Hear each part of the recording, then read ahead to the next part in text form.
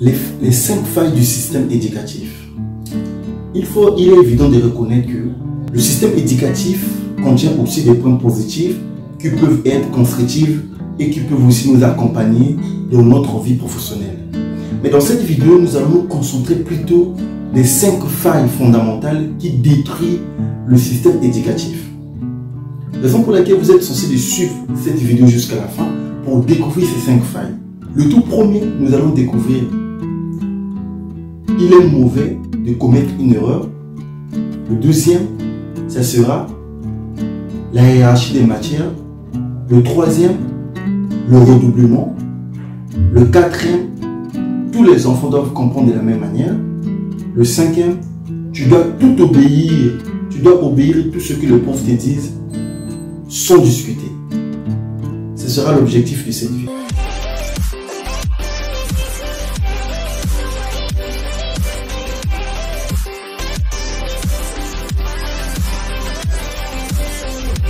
Le numéro 1. Tous les enfants doivent comprendre les leçons de la même manière. Ils doivent comprendre les informations que les enseignants leur transmettent tous de la même manière. Ce qui est quasiment faux, puisque chaque enfant est différent. Chaque enfant a sa façon de concevoir le monde. Chaque enfant a sa façon de concevoir les informations qu'il reçoit auprès de son enseignant. Mais le système oblige des enfants de comprendre de la même manière. Résultat, les enfants rentrent avec un vide total, puisque l'école est devenue un endroit de concurrence. Un endroit où ceux qui comprennent le plus vite possible sont considérés comme étant les enfants agréables. Par contre, les autres sont écartés, puisque les enseignants, surtout avec des enseignants qui sont totalement cruels, basés de dire des choses négatives sur des enfants, tu ne peux rien, tu ne pourras jamais arriver à résoudre cet exercice, tu ne vas jamais arriver à faire ça, tu n'es qu'un bandit, tu n'es qu'un nul. En accumulant les informations négatives, en accumulant les injures et les critiques, les enfants se sentent incapables, puisque dans leur tête, ils ne partent plus à l'école pour apprendre, mais plutôt pour créer des conflits et pour détruire même leur perception en soi. Le 2. Il existe qu'une bonne réponse à chaque question. Cette hypothèse est profondément enracinée dans le système éducatif, qui oblige les enfants d'avoir tous une seule et bonne réponse. Résultat, ça tue la créativité des enfants. Les enfants ne sont plus capables de donner des réponses par rapport à leur perception ou par rapport à leur façon de voir les choses, mais ils sont obligés de donner des réponses prédéfinies. Posez aujourd'hui la question à un adolescent. Pourquoi tu apprends? Il va te répondre, j'apprends pour avoir une bonne note, j'apprends pour avoir un diplôme et j'apprends pour avoir un métier. Mais il ne va jamais te répondre que j'apprends pour moi-même ou pour construire un monde intelligent et créatif. C'est ça le problème de notre système éducatif. Les enfants sont figés de répondre à des questions de façon précise. À l'extrême, on retrouve des enseignants totalement cruels qui partent même trouver des exercices déjà conçus, faits avec des solutions sur l'internet et bombardent cela à des enfants. Et pour eux, ils obligent des enfants de répondre à ces exercices de la même manière que eux ils ont trouvé ces solutions sur l'internet. Je ne parle pas de tous les professeurs. Il faut reconnaître qu'il y a aussi des professeurs qui sont très compétents, que vous savez déjà. Vous savez aussi qu'il y a des enseignants qui sont figés par rapport à des solutions qu'ils ont trouvées sur l'internet. Et résultat, quand vous répondez à une question différemment de ce qu'il avait sur internet, cela est erroné et c'est faux. Mais où est la créativité des enfants? Où est la capacité d'apporter ce qui est originel? Ken Robinson dit dans son livre que si vous n'êtes pas préparé à avoir tort, vous ne créerez jamais rien d'original.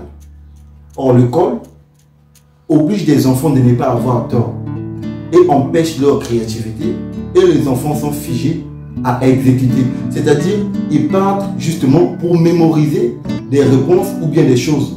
Résultat, au fil du temps, tout ce que nous apprenons après 10 ans, 15 ans, vont totalement s'effacer. Plus que les études ont démontré que 70% de ce que nous apprenons à l'école disparaît après une courte période. Le numéro 3, le redoublement. Il a été démontré que le redoublement n'est pas seulement très coûteux pour la vie d'un jeune, mais plutôt le redoublement n'est pas efficace. Plus que en redoublant, le jeune ne rattrape pas les retards perdus, mais plutôt le redoublement détruit l'estime en soi, détruit sa créativité et détruit la confiance d'un enfant. Plus que le plus grand problème de notre système éducatif est que les enseignants sont considérés comme étant les prophètes. Tout ce qu'ils disent de nous, nous devons juste admettre. L'enfant n'a pas le droit de discuter avec un professeur ou bien d'apporter quelque chose, d'apporter son opinion, de dire ce qu'il pense. Tout ce que les enseignants disent de nous, nous devons admettre.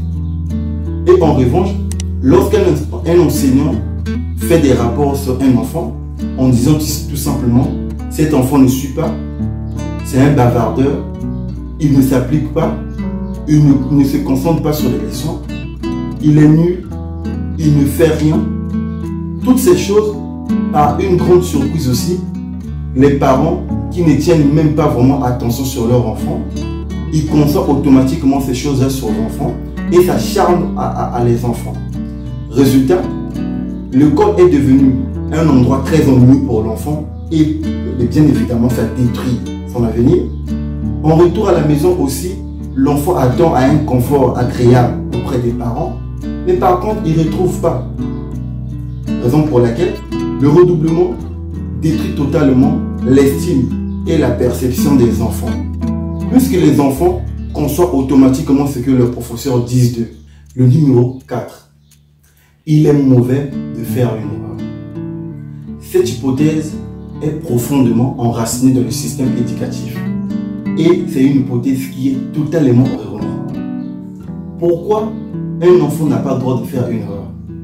Plus que c'est ça qui est réellement la cause principale du stress, le trac, et même ça crée une forte sensation de peur. Puisque les enfants, qu'est-ce qu'ils se disent? Ils n'ont pas le droit de faire une erreur. Par contre, nous savons que cela s'oppose à la vie professionnelle ou bien de la vie moderne. Puisque la vie moderne nous enseigne que même Jésus-Christ a dit que la nature humaine ne vous enseigne pas. Avant d'arriver de bien marcher, vous avez échoué plusieurs fois. Les enfants tombent d'abord plusieurs fois avant de bien marcher. Mais le système éducatif nous apprend de commencer à marcher comme ça sans tomber. Comment cela? Automatiquement, on constate que la politique du système éducatif s'oppose de la vie réelle. Raison pour laquelle notre système forme que des ouvriers et en revanche, ce système brise la créativité ou bien l'indépendance des enfants, crée une forte sensation de peur, le trac. Il vous est déjà arrivé, avant de préparer l'examen, avoir le stress très profond. Ça vous est déjà arrivé de sentir le stress, n'est-ce pas? Ça vous est déjà arrivé de sentir beaucoup le trac quand il s'agit de faire une présentation envers ses condisciples de la salle? Pourquoi cela? Pourquoi vous n'êtes pas censé de commettre une erreur? Or, nous savons l'erreur vous permet d'avancer. Ce qui est encore grave, c'est la langue, les erreurs commises par la langue étrangère, la langue des colonisateurs. Aujourd'hui, les Africains, nous avons été imposés par les colonisateurs l'apprentissage des langues étrangères. Mais ce qui est grave encore, quand tu commets une erreur d'orthographe ou bien de grammaire dans une langue étrangère, tes propres amis, tes condisciples te considèrent avec un regard de mépris et qui est considéré comme étant des moqueries, puisque tu n'as pas le droit de commettre une erreur. Le tout dernier point qui est le numéro 5. Interdit de copier chez son voisin. Oussama Hamar dit dans son livre, pourquoi l'école nous interdit de copier chez son voisin? Au moment où que dans le reste du monde, cela est appelé collaboration. Nous savons tous que dans notre système éducatif, copier est considéré comme étant un crime. Copier, quand un enfant est chassé dans une salle de classe parce qu'il a copié auprès de son collègue, de son condisciple, est considéré comme étant un crime et même on le considère avec un regard de mépris, qui est quasiment faux. Aujourd'hui, vous pouvez avoir un projet et moi, je peux m'approcher auprès de vous pour essayer de voir comment reprendre le même projet que vous avez. Cela est une collaboration, on peut signer une collaboration pour concrétiser ce projet. Mais la vie professionnelle nous enseigne qu'on est censé se retrouver avec tout genre de personnes et on est censé se partager des idées. Par contre, ce système cause des grands problèmes dans la vie des enfants. Résultat, les enfants grandissent avec l'orgueil. Les enfants deviennent autant très orgueilleux, puisque l'école, le système éducatif leur apprend de ne pas partager à son voisin, de ne pas partager à son ami. Qu'est-ce qui se passe? Qu'est-ce qu'on retrouve? On retrouve des enfants qui ont même des projets, des choses agréables, incapables de partager auprès de leurs proches, puisqu'ils disent que non, je n'ai pas le droit de le faire. Ce système a été emmagasiné de leur mémoire et figé en eux, puisque d'après les psychologues, 90% de notre personnalité est construite avant l'âge de 7 ans. Automatiquement, le fait d'entendre ces histoires-là, tu n'as pas le droit de copier chez ton voisin. Tu n'as pas le droit de faire ceci. Tu n'as pas une diversité des obligations et des exigences que nous recevons auprès de nos enseignants ou bien auprès de l'école. Ce qui cause énormément de problèmes. Les jeunes grandissent avec des mauvaises scripts emmagasinés de leur subconscient et deviennent très hautains et très méfiants, très égoïstes même. Ça suit, raison pour laquelle vous considérez un enfant ne partage pas. Tu vois, quand il a quelque chose à manger, un petit enfant, il est incapable de donner à son ami, il est incapable de donner à son prochain. Pourquoi? Parce qu'il apprend à l'école de ne pas partager. Quand il a quelque chose, il doit conserver ça pour lui-même. Il est nécessaire de comprendre que, puisque les plus grandes entreprises, comme Microsoft, Apple, Google et plein d'autres, ils ont compris ces choses, que lors de leurs entretiens d'embauche, pour eux, ils ne se basent même plus par rapport à le nombre des années que vous avez passé à l'école, les diplômes que vous avez obtenus, mais plutôt quel est votre niveau de créativité, votre façon de concevoir les choses, votre souplesse, l'esprit d'équipe que vous avez, l'indépendance, la confiance en soi